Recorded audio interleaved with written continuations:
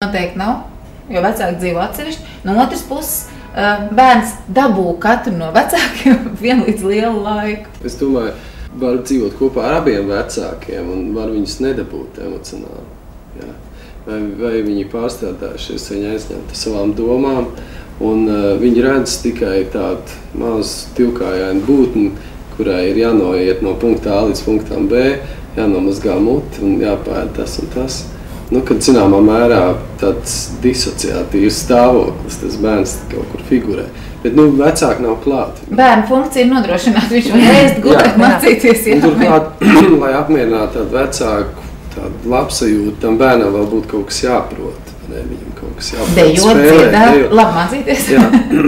Jā, bet tas nenozīmē, ka tur noteikti būs tāda emocionāli saskars. Viens no jums, man liekas, pirms šī ieraksta teica man, ka vispār jau tā ģimenes jēga ir tajā brīdī, tad, kad ir bērni. Katrā ziņā tas ir tā viena kvalitāte, ko vajag paturēt prātā.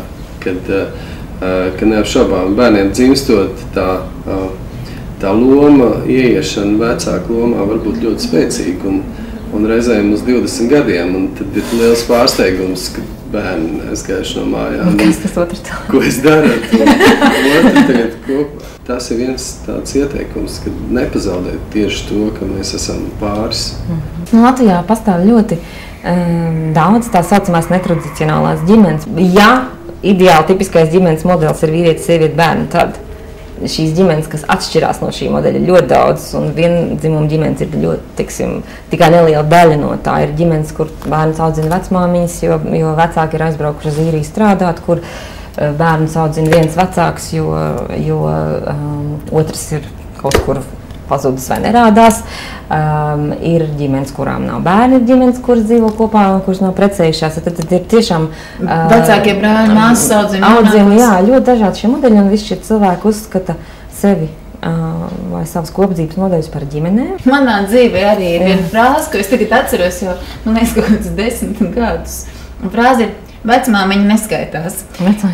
To es saņēmu Jūrmālas domē, mēģinot kaut kā tā izkārtot, lai es ar savu mašīnu varētu piebraukt pie mājas, kurā es dzīvoju, kura māja piederēja vecmāmiņai. Un tagad es mēģināju izstāstīt, ka tā ir ģimene, ka mums ir radniecība, ka viņa, ka atbildība vecmāmiņa neskaitās.